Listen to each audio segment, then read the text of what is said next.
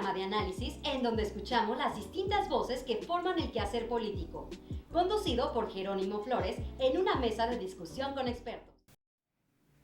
Hola, ¿qué tal? Buenas tardes. Qué gusto poder saludarlos a todos ustedes. Y como siempre, les damos la mejor de las bienvenidas a este su programa de Ecos de la 4T.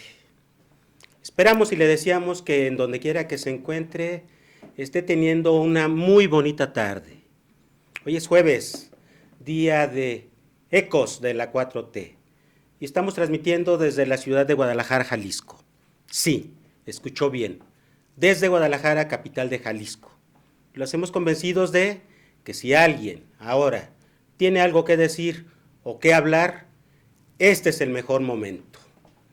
En la conducción, Jerónimo Flores González, y en la producción, Víctor, Jorge, Diego y Pamela, a quienes saludo, se lo llevaremos a todos ustedes con el mejor de los gustos. Mire, todos los integrantes del equipo, por supuesto, ya conocidos por usted, tal y como ya lo hemos venido haciendo, les hemos preparado un muy buen programa. Así que lo invitamos a que se quede con nosotros. Y gracias, muchas gracias por brindarnos su atención y por apoyarnos. En un momento, comenzamos. Ya se encuentra con nosotros en el estudio el profesor Gabino Berumen Cervantes, como todos los jueves, para su participación semanal. Profesor Gabino, buenas tardes. Muy buenas tardes, licenciado Jerónimo. Pues muy entusiasmado de estar ante sus micrófonos y sobre todo pues atento a la coyuntura política que cada día está más movida. Así es de que pues hay que darle. Muy bien, por supuesto que hay muchos temas por comentar. Sigue todavía dando mucho de qué hablar en el caso del Poder Judicial. Sí. La Suprema Corte de Justicia de la Nación sigue resolviendo decisiones que ha venido tomando también el presidente de la República, el Ejecutivo, y ahora le tocó en el caso de las grandes obras de infraestructura que viene realizando por considerarlas o declararlas de seguridad nacional, pues que revocan el acto meramente administrativo. ¿Cómo ve esta situación del Poder Judicial de la Federación, la Suprema Corte de Justicia de la Nación? Pues es que la Suprema Corte de Justicia de la Nación es un organismo que está definitivamente interesado en obstaculizar todo lo correspondiente a que en este país se advierta un proceso de transformación, como ha sido interés del señor presidente de la República, de que se limpie, se purifique todo lo correspondiente a la vida pública. Y dentro de esta purificación se requiere en el Poder Judicial una profunda reforma para que haya verdaderamente un acto democrático en donde se pueda elegir a los juzgadores y particularmente a quienes integren este órgano colegiado, que recordemos que en el pasado este órgano colegiado era de 26 ministros en la Suprema Corte de Justicia, y de un plumazo el presidente Ernesto Zedillo los eliminó. A todos les dijo: quiero sus renuncias, y se hicieron, en vez de tomarlo como una renuncia, jubilaciones, pero se jubilaron todos. Por lo tanto, hizo una limpia del Poder Judicial. Ahora son 11 ministros, pero se requiere de que tome la determinación el pueblo, el electorado, de ver cuáles son los mejores perfiles que le favorezcan a la ciudadanía, que efectivamente se esté haciendo una administración de justicia que le favorezca a la población en general, porque en este orden de ideas podemos nosotros pensar que la justicia pues es cargada hacia los intereses de los que más tienen y de los que pueden en un momento determinado pagar quien los defienda, cuando la administración de justicia debe de ser pronta y expedita, pero que además no sea onerosa para quien está reclamando justicia.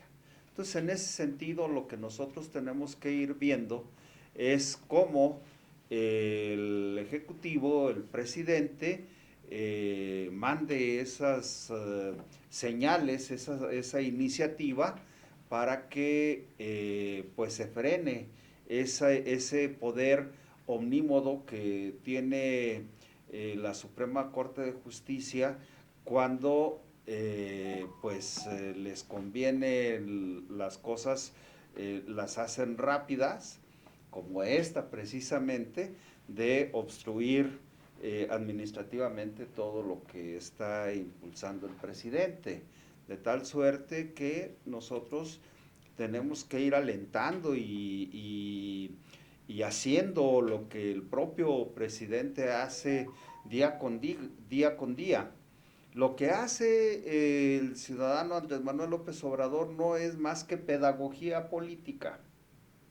Está haciendo una constante orientación de cómo se debe generar la administración pública, pero sobre todo poniendo los acentos en lo que desde un principio lo ha caracterizado en el no robar, no mentir y no traicionar al pueblo de México. Entonces, esa es la bujía, esa es la motivación que todos debemos de tener para estar aleccionando a la población en dónde están los yerros de estos personajes que se sienten impolutos, como son los ministros de la Suprema Corte de Justicia de la Nación, que más bien pudiéramos decir que son promoventes de la injusticia a la nación.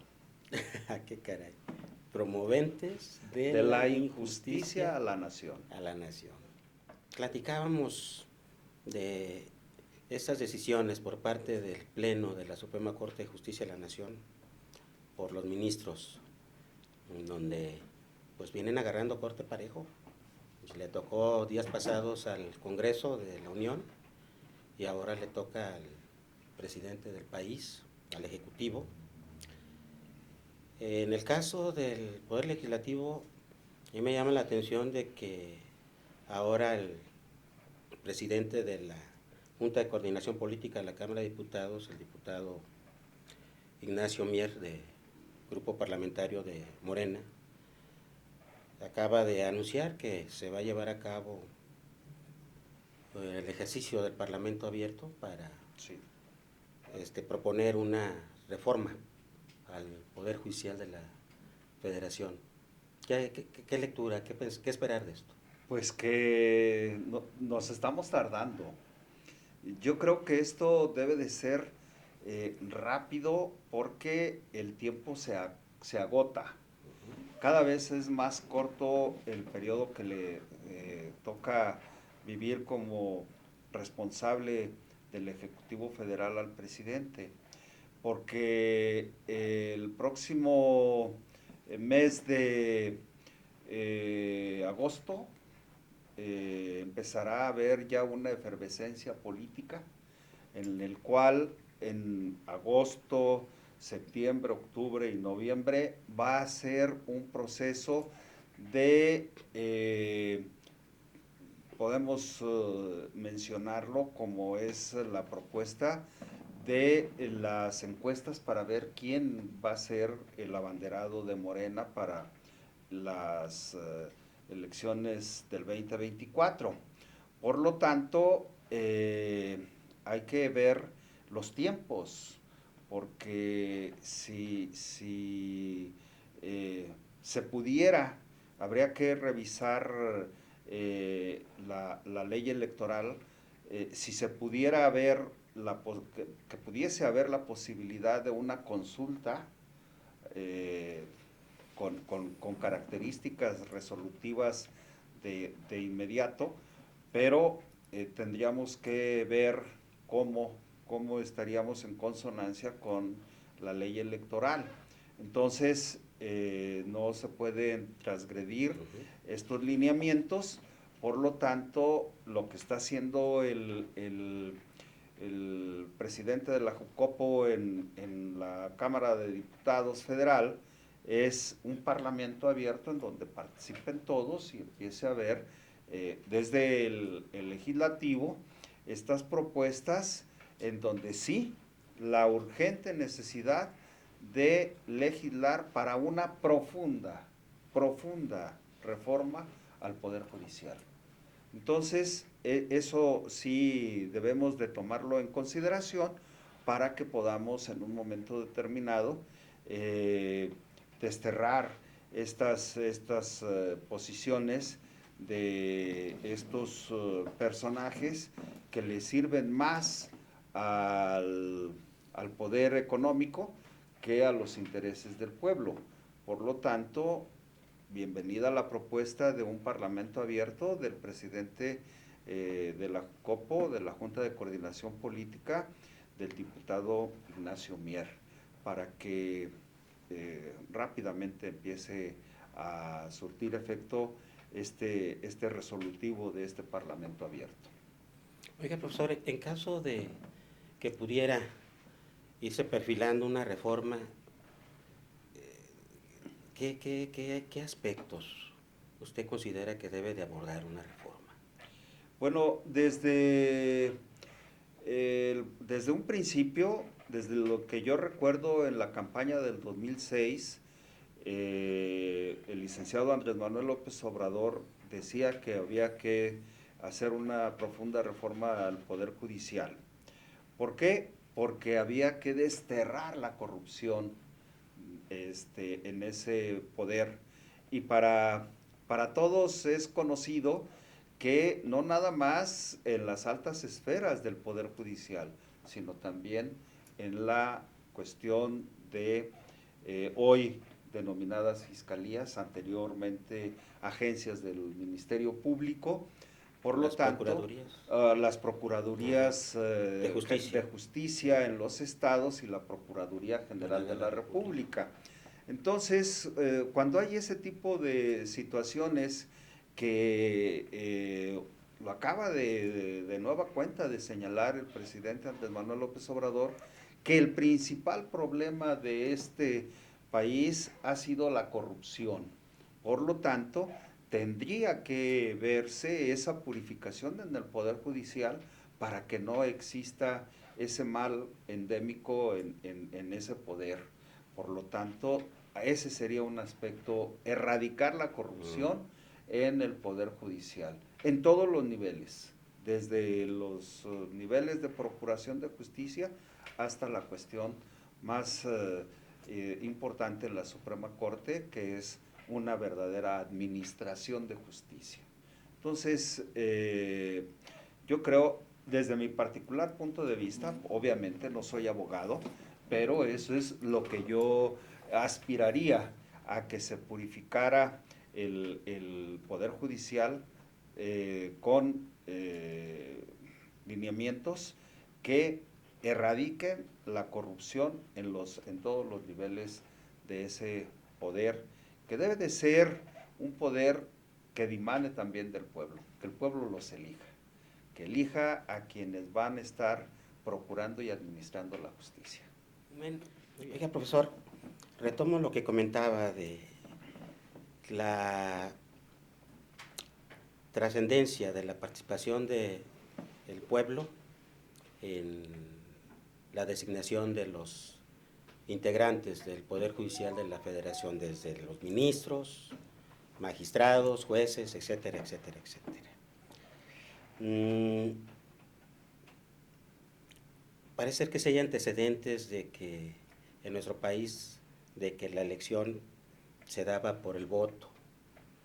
pero para quienes pudieran escandalizarse de esta situación, de que se les hiciera una barbaridad, ¿qué tan viable usted considera que es el que puedan ser electos los integrantes del Poder Judicial a través del voto directo de los ciudadanos? Es que tenemos que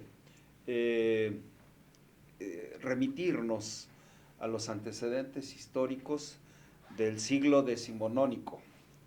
El siglo XIX, a mitad del siglo XIX, es cuando se elegían a los ministros.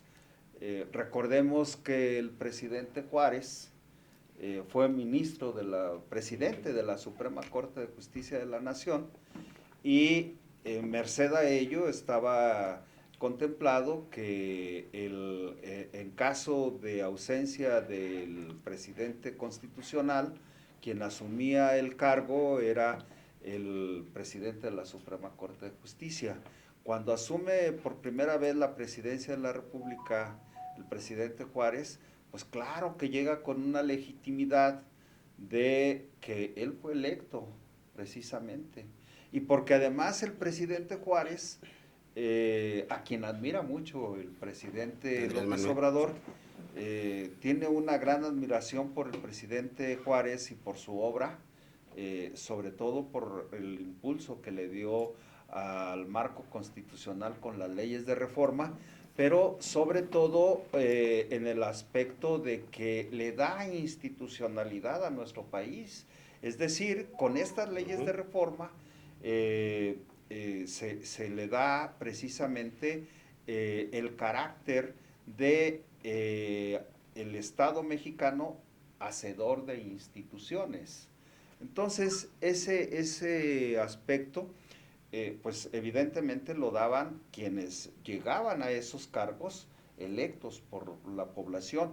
¿Y cuál es el marco que debe de regular esa elección? Pues la probidad de quienes aspiren a ser ministros, jueces o magistrados.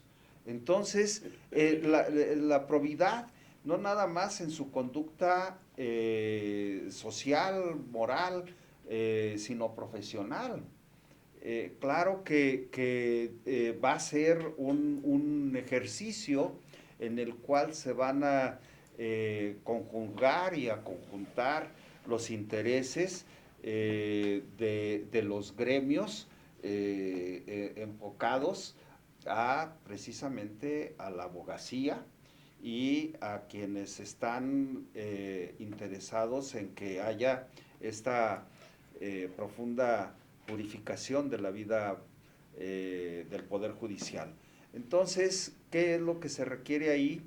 Que la elección que vaya a haber de estos personajes que van a administrar la justicia en nuestro país sean en base a un perfil que deba de ser marcado por el profesionalismo, por la honestidad, por su conducta dentro del ejercicio de la profesión, que sea intachable. Por lo tanto, esa sería una garantía, sería un garante para la sociedad de quienes vayan a estar ocupando estos cargos, que sin duda, una vez que se haga este ejercicio, pues a algunos no les va a gustar, por supuesto.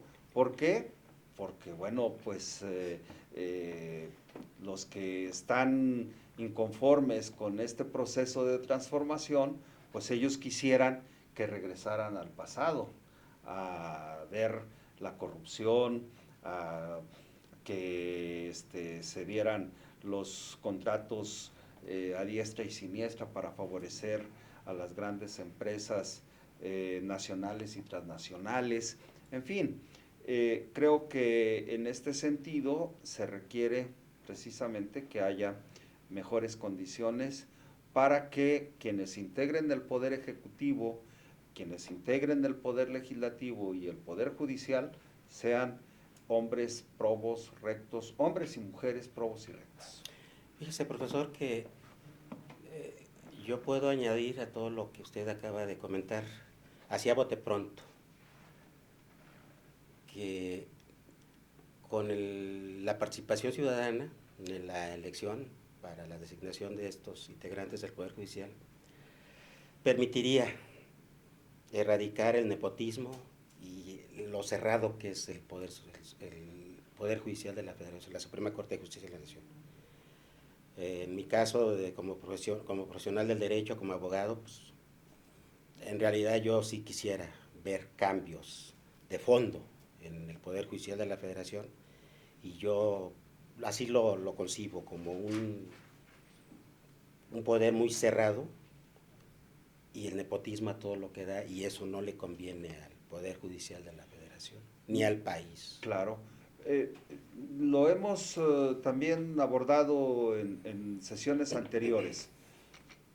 El presidente hace la propuesta, la convalida el legislativo, y entre ellos, entre los ministros que ya se asumen como tales, se convierten en unos verdaderos hacedores de esos elementos de corrupción, de nepotismo, de falta de transparencia, y bueno, pues entonces ya se sienten ellos intocados, un poder intocable, y cuando el pueblo los elija, pues como siempre se ha dicho, si el pueblo pone, el pueblo quita.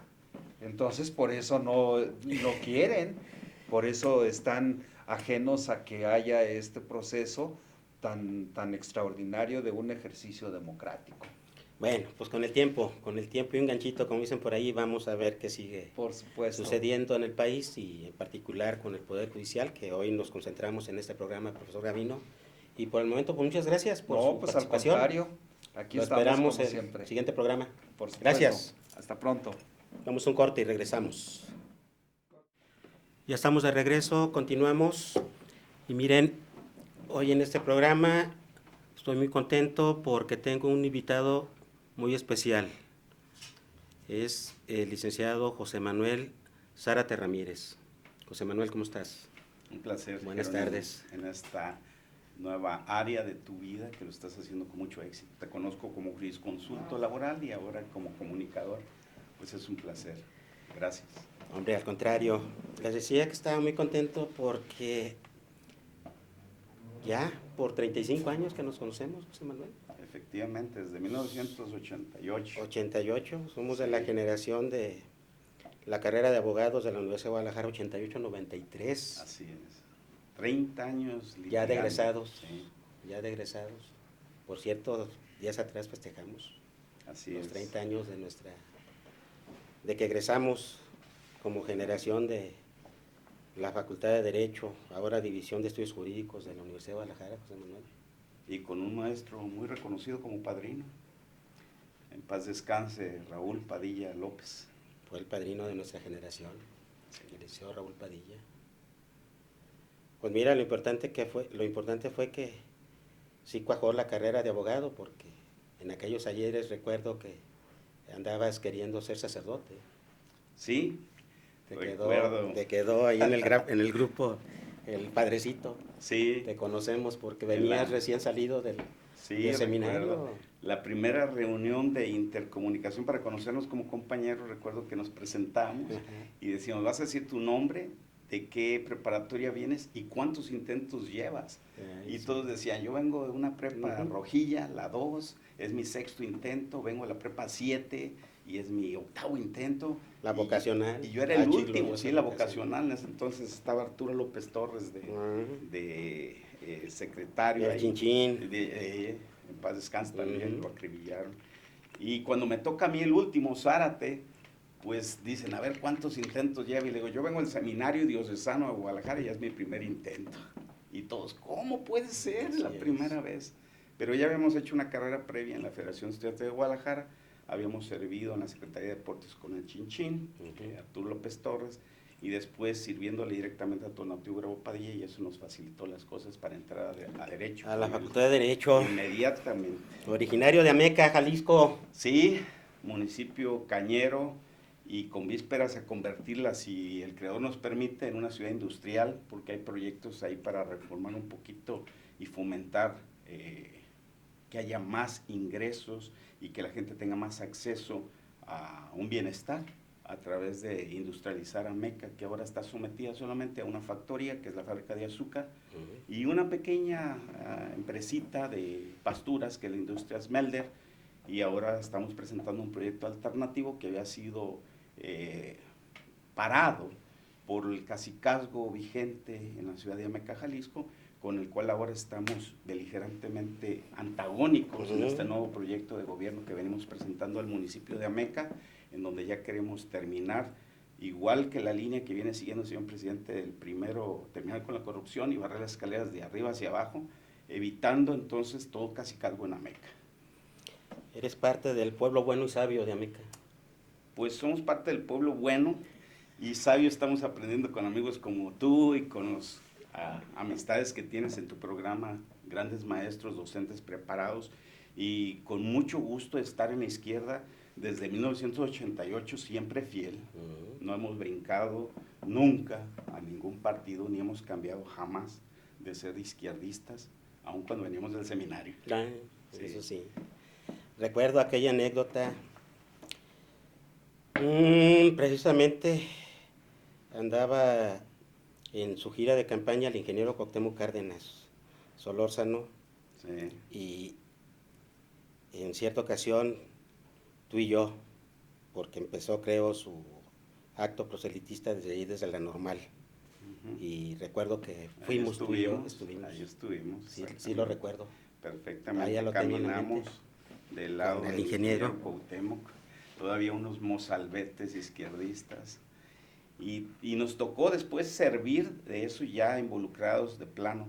Mi primera función política dentro de la izquierda fue representante de casilla en el Colegio Niños Héroes en Ameca, cuando todos le sacaban a la izquierda, cuando nadie quería participar, ni siquiera nos peleamos porque alguien pudiera ser candidato. Ahorita todos quieren ser candidatos con Morena, hasta el secretario general del PRI, el maestro Zamora, ya dio banderazo para Morena, imagínate nomás, todos quieren ser de Morena, y en aquel entonces cuando iniciábamos, pues nadie, no teníamos ni con qué cuidar las casillas. Fue mi primera función política en Morena.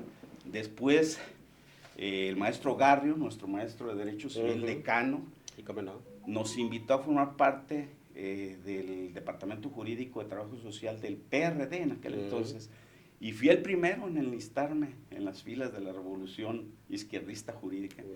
Y mi primera comisión fue precisamente estar en la regiduría, y nos tocó estar sirviendo con Gilberto Parra Rodríguez en la administración 89-92, con el entonces presidente de Guadalajara, Gabriel Covarrubias Ibarra.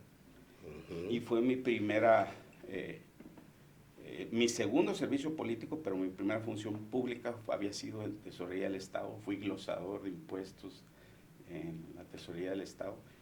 Y de ahí brinqué a la regiduría y estuvimos ahí sirviendo.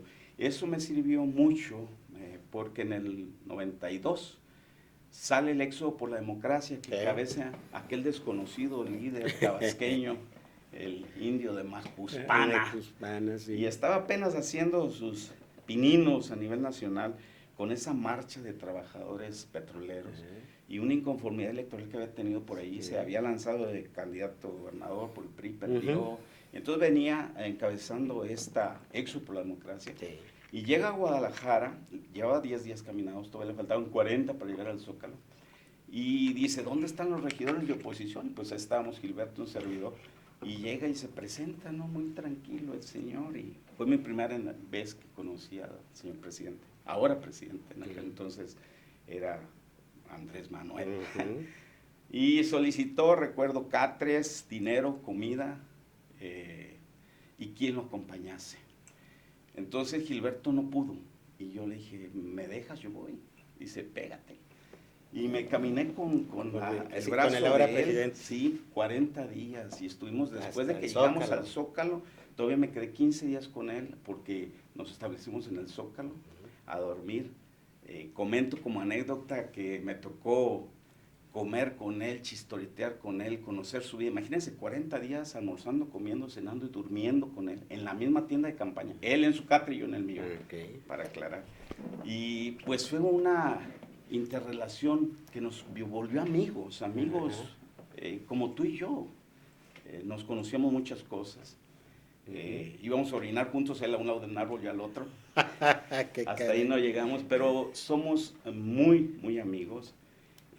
No sé si puedo comentar esto, pero él es mal hablado. Y cuando regreso de las giras por acá, ¿cómo te fue, cabrón? Yo no le contesto igual, ¿no? Al señor presidente, pero nos llevamos muy bien, somos amigos. Y eso me dio la factibilidad de estar brincando. Me ha estado cobijando por mucho tiempo. Vengo de Estados Unidos y me invita a participar. ¿Has tenido la oportunidad de tu cercanía con el ahora presidente Andrés Manuel López Obrador de apoyarlo en diferentes actividades y tareas donde él se ha encontrado? Ahora actualmente estás apoyándole en el gobierno federal. ¿En qué área del gobierno federal estás tú, por favor? Estamos sirviendo con la licenciada María Estela Ríos González, es nuestra jefa en la Consejería Jurídica del Ejecutivo Federal. Somos 10 abogados a nivel nacional, escogidos y seleccionados. No han sido dedazos, nos hicieron exámenes de todo. A veces me preguntan, ¿cuál es tu especialidad? Y le digo, es que no podemos ser especializados solo en una materia. Todólogos. Cuando el presidente sale de gira a los estados que nos competen, los 10 abogados, nos hemos repartido la República Mexicana de 3 en 3 estados. A mí corresponde Jalisco, Colima y Nayarit. Cuando el Ejecutivo Federal visita esos 3 estados, yo estoy acompañándole. Y cuando la gente se acerca para entregarle documentos, carpetas, expedientes, peticiones, quejas o solicitudes de cualquier índole, son turnadas primero a Presidencia de la República, luego de ahí nos la turnan los que son asuntos jurídicos, a la Consejería Jurídica, las recibe María Estela Ríos y luego las turna por estados, las que son de Jalisco, Colima y Nayarit, de un servidor, y me toca a mí viajar para estar solucionando en representación del Ejecutivo las seguimiento. carpetas, seguimiento, entre otras de las funciones. Nos toca revisar y validar todos los decretos, acuerdos y demás instrumentos jurídicos que se someten a consideración del señor presidente. Nosotros los revisamos y les decimos cuál pasa, cuál no pasa, o cómo se puede remodelar o adecuar al cuadro y al marco jurídico para no violar ninguna normatividad, que estén apegados a la Constitución y a las leyes que de ella emanen. De igual manera, representamos al señor presidente cuando se requiere, por ejemplo, cuando hay acciones de inconstitucionalidad como en la que nos están metiendo en este momento. Entonces tenemos como abogados del señor presidente presentarnos ante las autoridades judiciales para responder a estas acusaciones de actos de inconstitucionalidad o controversias constitucionales en el marco de lo que se llama el 105 de la Constitución. Todas las ideas, reformas, propuestas que tienen que ver con las leyes que se le ocurren, entre comillas, al señor presidente, porque parece que no duerme el señor. Yo de verdad estoy impresionado. El hombre trabaja de más. Yo no aguanto el ritmo de trabajo del señor, no, con todo respeto. No, él tiene 70 años, pero vive como si tuviera 15. Se levanta a las 5 de la mañana, indubitablemente. Hace honores a la bandera en el Zócalo. Yo lo he acompañado en ocasiones, no todas. Yo soy muy flojo para levantarme. Y viajo mucho. Yo estoy en Cámac y viajo casi 45 minutos, aún cuando llego por la vía rápida, llegar al Zócalo y acompañarlo. Después entra a las 6 a la reunión de seguridad. A las 7 ya está en la conferencia de prensa. A veces llega tarde porque se alarga, se prolonga. Sí, pero se avienta 9:30. Ahora está saliendo antier, el miércoles. Sí, el miércoles. Se prolongó casi hasta las 10 de la mañana. A propósito, de los 10 abogados nos repartimos los días de la semana, 2 el lunes, 2 el martes, el miércoles, 2 el jueves, 2 el viernes. A un servidor, el licenciado Villanueva, nos toca el miércoles. Y entre él y yo nos ponemos de acuerdo para que uno descanse un miércoles y otro atienda al señor presidente el miércoles. Mientras él está en la mañanera, dando la cara, detrás de bambalinas, estamos la Consejería Jurídica con una serie de 5 monitores atendiendo todo lo que él está hablando. Por cierto, un comentario, el señor presidente no habla lento, eso lo hace ante la Cámara en la mañanera, él habla de manera regular como usted y como yo, pero como estamos guiándolo, entonces él está atento a lo que estamos diciendo. En broma digo que los únicos que le podemos decir al presidente que se retracte y no alega es su señora y nosotros. Los Porque, de la consejería. Sí, porque por aquí le decimos, señor, corrija, cuando a veces comete pues un error, alguna pifia, o una falta de veracidad en algún detalle, o que no conoce a plenitud todo el articulado de todas las leyes. Nosotros tenemos enfrente 5 monitores y ya le decimos, cuando él dice en público, no recuerdo si es el artículo, te está diciendo a ti, dímelo. Entonces ya nosotros, es el 27, señor. El 27, si no mal recuerdo, de la ley del trabajo. Así. Mira, okay. Entonces nosotros estamos detrás, esa es otra de nuestras funciones. Y para entrar a su oficina, atraviesa necesariamente las oficinas del jurídico. Y nos toca lidiar con él cuando lo han hecho pedazos como hoy. Y va echando pifias. Entonces, a veces no dan ganas ni de saludarle, ¿no? Pero va maltratando. Y ya cuando necesito hablar con ustedes, nos lleva toda la bola. Y dice, hay que modificar esto, esto, esto o esto. Inmediatamente. Ya. Por ejemplo, hoy la instrucción que tenemos es, a propósito del Poder Judicial, desde el 2016 ya había una propuesta que por parte de la oposición, porque estábamos en la oposición, no éramos todavía el gobierno, y estaba entre las propuestas modificar al Poder Judicial en virtud de todas las corruptelas que se daban. Al Poder Ejecutivo lo elige el pueblo, al Poder Legislativo hay elecciones democráticas, pero el Poder Judicial ha sido todo a través de compadrazgos, de dasgos y cariñitos.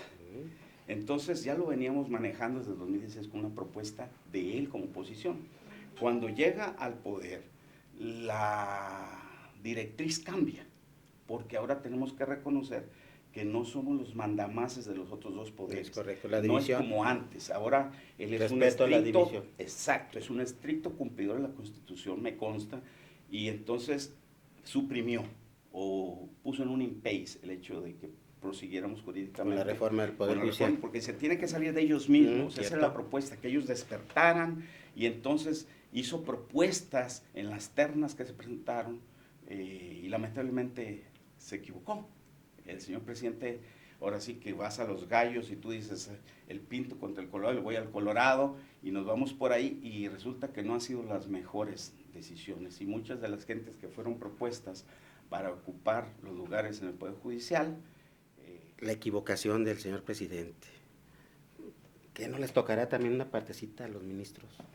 Sí, de hecho teníamos de dos sopas, licenciado. Una era o la reforma que se venía ventilando desde 2016 o la elección de ministros honestos como una ruta para transformar al Poder Judicial. Entonces le apostamos a ministros honestos, por eso se hacía esa propuesta. Lamentablemente les llegaron al precio muchos, y por eso fue que dieron el cambiazo, aun cuando venían simpatizando con la postura de la Cuarta T. Cuando ya obtuvieron el cargo, pues las propuestas, por ejemplo, ahora de la que tiene la presidencia de la Suprema Corte de Justicia de la Nación, pues queda claro que no responde al Poder Ejecutivo, porque la mayoría de las propuestas que ha hecho el señor presidente y que les hemos nosotros dado forma y ajustado al marco jurídico para que pasen, y aun cuando han sido aprobadas por el Congreso, viene el Poder Judicial a decir que hay violaciones administrativas o del marco para echarlas para abajo. Entonces, queda claro que hay una estela de corrupción inmensa en el Poder Judicial por compromisos. A mí me gustaría que se pudiera hacer un examen de confiabilidad antes de asumir el cargo como ministro judicial, como se hace en las corporaciones policíacas, un examen de control y confianza. Un examen de control y confianza, que a propósito en Ameca, lo voy a ventilar públicamente, por información concreta que tenemos, ninguno de los agentes de autoridad pasó el examen de confianza, lo que implica psicológicamente que tienen compromisos, en este caso con el Cartel Jalisco a través de la plaza, y que de llegar nosotros a esa autoridad municipal, ocuparíamos hacer una renovación total, como está pidiendo ahora el Poder Judicial. Se ocupa una renovación total. Cedillo lo hizo inconstitucionalmente, nosotros lo vamos a hacer constitucionalmente. Pero yo me refería también a una partecita, José Manuel, porque es muy complicado, en este caso, para el presidente del país, tener que reconocer en ciertos momentos que se equivocó. Lo hizo recientemente con el hecho de haber recomendado la candidatura a una senadora. El tema pues es de que siempre las traiciones han estado ahí y no se trata ni se diga en todo el tramo que ha tenido que correr el señor presidente del país ahora, Andrés Manuel López Obrador. Pero yo me refiero a eso. Es complicado, sí, tener que aceptar por parte de él, pero también por parte de las personas que designan, y uno no pide lealtades o incondicionalidades. Sin embargo, pues también del otro lado, ya ahí es donde yo me refería. Está bien, su independencia es correcta. Yo no pido incondicionalidad de la ministra ni de los 11 ministros, pero lo que sí pido es rectitud y que no se traicionen a sí mismos. Y si da, pues dio, pero si no da, pues no tuerzas. Y cuando hay proyectos de transformación como el que está viviendo, momentos históricos, yo creo que no se vale. Y sí, pues tener que asumir por parte del presidente el error histórico lo considero muy injusto, pues, porque también habrá que preguntarles a los señores ministros, ellos qué piensan a ese respecto, ¿no? Que no lo van a decir jamás, ni tampoco estoy pidiendo explicación, pues. El señor Ejecutivo, el presidente, ha, en un acto de humildad, aceptado que se equivocó. Claro. Dudo mucho que estos ministros acepten que están coludidos y corruptos. No creo que acepten que sean corruptos o que cambiaron de bandera cuando habían simpatizado con la propuesta de la transformación. No lo van a hacer, ¿no? En principio, insisto, nosotros nos habíamos mantenido al margen de la reforma para respetar la libertad de poderes y que no tuviera injerencia. ¿A qué le estamos apostando ahora? Bueno, igual que pasó con la reforma electoral, un servidor presentó como tesis en aquel entonces el COFIPE, el Código Federal de Instituciones y Procedimientos Electorales, y eso me dio muchas tablas para lo que estamos trabajando ahora. De mis manos está saliendo la propuesta electoral de la reforma. Entonces manejo con facilidad esta área para decir las bases fundamentales de lo que se estaba buscando. El señor presidente busca ahorrar dinero. Entonces suprimir de 500 diputados a tener solo 300 para tener solamente un representante y eliminar los plurinominales. Lo mismo hacerlos con los diputados. Nos iba a dejar muchos miles de millones de pesos. Un diputado gana 1.500.000 pesos por año, por si no lo sabían, más las dádivas, pero el salario es 1.500.000. Entonces, es bueno el que quiera ser diputado, ahí hay un ingreso muy bueno. Y los senadores ganan un poquito más. Lo vamos a considerar. El señor presidente, de lo que le estaban criticando esta mañana, es alrededor de 124,000 pesos. Que Loret hizo su investigación para decir que ya sumándole hasta el agua que se bebe, que de ahí del palacio donde vive en un departamento hemos tenido la oportunidad de estar ahí comiendo. Por cierto, no tiene sirvienta. Lo que decía Loret, más servidumbre, más enfermera, no tiene enfermera. Se somete a los exámenes médicos igual que nosotros, nos revisan cada 3 meses, un mayor de las Fuerzas Armadas. Es obligatorio pasar, no es de que quieras o no quieras, te toca cada 3 meses. Igual él, entonces él se somete, no hay cita especial para el señor presidente, le toca tal día, señor, y ese día le toca cita. Entonces no tiene servidumbre. Si alguien pensaba que Beatriz tenía una criada en su casa, ella barre, ella hace todo. He estado en su departamento, viven bien. Ese departamento, por cierto, que quede claro, no lo hizo él, estuvo en los últimos 2 sexenios y era un departamento de paso, de recreo, por si el señor presidente se cansaba de sus funciones, pudiera usar eso. Pero además el presidente tenía el anterior, todo el palacio para sí, y además los pinos para sí, y un ejército de gente que dependía para él, que ahora ya lo suprimió. Eso no lo contó Loretito, porque los mismos 300,000 que le suma, ya los tenía el anterior. Ya hay pues por parte el presidente de la Jucopo, de la Cámara de Diputados, el diputado Ignacio Mier, la convocatoria para el Parlamento Abierto para la reforma al Poder Judicial de la Federación. Elección directa de los integrantes del Poder Judicial. Ese es el ideal. Ese es el ideal. De hecho, ahora estamos enfocados, y no es que tanto el presidente esté diciendo no voten por este partido en específico o voten en específico por este o por otro partido. No lo ha hecho porque sería una violación constitucional, pero sí está diciendo, y eso es lo que te definas, y vamos a buscar la cargada total para el Congreso en el 2024, porque necesitamos necesariamente de los 500 diputados, 334, para efectos de que entre la reforma electoral con todo.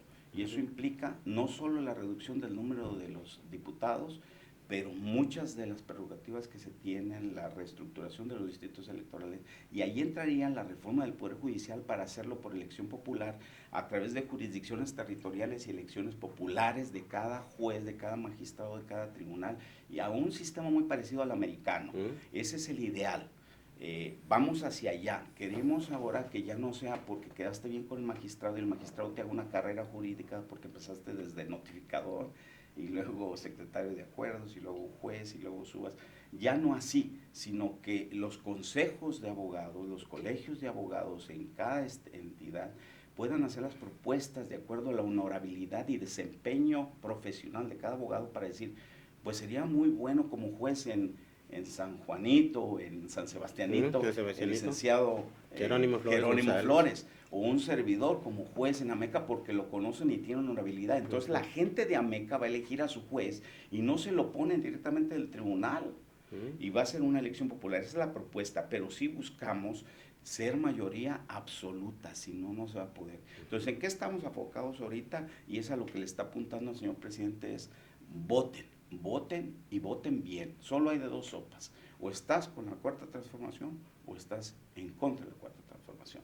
Entonces nosotros buscamos esto. La elección es el 2 de junio del 2004. El primero del 2024. Y el 1 de diciembre entrega la banda presidencial. No, de octubre. El 1 de octubre. Pero entre junio y octubre se hace la propuesta de reforma con miras a modificar esos 4 aspectos que quedaron pendientes, que la Sedena absorba a la Guardia Nacional, que la Comisión Federal de Electricidad se reestructure completamente, que pase la reforma electoral y que haya una reforma del Poder Judicial. Esas 4 tienen que entrar necesariamente en el paquete de reformas al nuevo Congreso que viene. El 1 de septiembre del 24. Exactamente, a eso le estamos apostando. En eso está trabajando la Consejería Jurídica y un servidor. Queremos hacer una reforma total. Las bases para la transformación están puestas, sabemos, muchos dicen no va a quedar en 6 años, pero hay un relevo muy bueno. Tenemos candidatos para las siguientes 10 elecciones. Tenemos ahorita 5 caballos muy buenos y cualquiera le puede ganar a cualquiera de los 50 de la oposición. El que ponga de los 5 le gana a los 50 de la oposición con la mano en la cintura. ¿Quiénes son esos candidatos a propósito? Pues está Brad. Marcelo Ebrard, secretario de Relaciones Exteriores. Sí, que creemos que es el que pudiera tener las tablas y que lo ha estado proyectando en nivel internacional porque ha dejado de asistir al señor presidente para darle cabida a Ebrard a nivel internacional. Muy interesante. Está a sus amigos de confianza, Sheinbaum y López, a los dos los levantó, amigos personales del señor presidente. Está hasta el senador Monreal. Ricardo Monreal. Y está el totalmente izquierdista Noroña. Entonces, de entre esos 5, cualquiera puede ser un relevo excelente del señor presidente. Cualquiera. Y cualquiera le puede ganar a cualquiera de los 50 que tiene propuestos la derecha. Entonces, no tenemos problemas con el relevo generacional. Estamos listos para ello. El que nos eche. Ahora queremos que esto se duplique a nivel estatal y estamos sacando los mejores candidatos. Aun cuando nos están brincando de todos los partidos, estamos haciendo una selección minuciosa para escoger no solo al más popular, pero al que sea más honesto. Entonces buscamos que se cumpla con esos 3 valores que mencionaba el maestro que me antecedió en el uso de la palabra en esta entrevista. El maestro Gabino Berumen. Gabino Menú, muy sabio, mencionó no mentir, no robar, no traicionar. Entonces, principios. que se ajusten a los 3 principios de la 4T y que tengan confiabilidad. De hecho, la primera pregunta en la encuesta es, ¿conoces a fulano, sultano, mangano? El que tenga más rango de conocimiento en la popularidad ya lleva 1 de 3 puntos. La segunda es, de estos 5, ¿por cuál votarías? Y la tercera pregunta sería en la encuesta a nivel nacional, que es lo que se va a resolver próximamente, es ¿cuál sería el mejor presidente? ¿Eso es primicia o ya está de conocimiento Primicia, público? apenas lo estoy sacando. Muy bien. Bueno, para todo el público de Ecos de la 4T, una primicia aquí que nos dio el licenciado José Manuel Zárate Ramírez de cómo se va a llevar a cabo la encuesta para que por parte de los partidos que integran el movimiento de transformación, Morena, PT y Verde, pues van a designar al candidato. En esto sí quiero robustecer otra cosa, Jerónimo, si me permites. El error que recién pasó como una pecata minuta el señor presidente al no mencionar a Noroña en la pasada conferencia de prensa hace 2 días y que causó escozor en el diputado, efectivamente él tiene razón, o sea, tiene que haber un piso parejo para los 5 y ahí se nos pasó. Entonces, si se da el piso parejo, cualquiera de ellos, insisto, puede ser, aunque, insisto, el que veo con más tablas vendría siendo el que tiene más preparación por mucho tiempo. ¿El pueblo lo va a decidir? Y así va a ser por encuesta. Lo mismo va a pasar a nivel estatal y lo mismo va a pasar en Ameca. La militancia, sobre todo eso, ¿no? La militancia de esos partidos que decidan y se destierre ya para siempre el famoso dedazo. Y la imposición de cacicazgos. Muy interesante, yo quería hacer el comparativo final de que a nivel municipio, a nivel estado, hay hegemonías y cacicazgos de poder que pudieran tener injerencia directa en el candidato para decir, cuando llegues tienes un compromiso. Y el presidente ha dicho, y me consta, no tengo compromisos con nadie es con nadie, es el único hombre íntegro que yo conozco, que le ha llegado Carlos Slim, que le ha llegado la mamá del Chapo, y que es posible que le hayan hecho ofrecimientos. Nadie puede negar que puede ser que se haya dado. A nivel estatal se da, a nivel municipal se puede dar. Y yo le he dicho a la dueña de mis quincenas, si llega un cañonazo de esa manera y el señor permite que yo sea presidente municipal, no voy a admitir ningún compromiso con nadie. Aunque tú me estés pidiendo una casa y me la estén ofreciendo nueva, no hay ningún compromiso con nadie, como puede ser que se dé con los otros partidos, que sí acepten este cochupo. Entonces vas a resistir los cañonazos de 50 millones. Igual que lo ha aceptado el señor presidente, con el que es mi maestro, tutor y enseñador del manejo de la política, el tiburón, don Manuel López Obrador. Oye, ¿cómo es un día ahí con el presidente? Cuando está de buenas, muy buena. Pero tiene buen sentido del humor, ¿o no? Sí, cuenta chistes, pero cuando está de malas, Sí. no, la única que lo calma es Su esposa, Beatriz. la doctora Beatriz. Sí, una señora muy respetada. Por cierto, la única mujer más culta de todos los presidentes municipales que ha tenido la República Mexicana. Presidentes, dirás, de la República. 19 libros escritos por Andrés Manuel, hasta ahorita está por el 20, y ella con un doctorado, maestría, técnica, la mujer más capaz que ha tenido México como primera dama, la señora Beatriz. Oye, José Manuel, no, pues muy interesante todo lo que nos acabas aquí de dejar sobre la mesa, hasta primicia nos diste. Y mira, la verdad que un gusto haber tenido contigo esta charla, que ya se dieron las condiciones porque estábamos con que sí, ya voy, ahora sí, y nomás no habíamos podido, mira, como hoy lo estamos. Y pues invitación abierta para cuantas veces quieras venirte a visitarnos aquí al estudio y le demos. Acuérdate que el que tenga algo que hablar o que decir, adelante. Diga ahora que cae para siempre. Que calle para siempre, así de que No encantado. soy padrecito, pero me gustó repetir la frase. Gracias por la invitación. No, hombre, un placer, Jerónimo. Gracias. De esta manera hemos llegado a la parte final de un programa más de Ecos de la 4T. Hasta la próxima.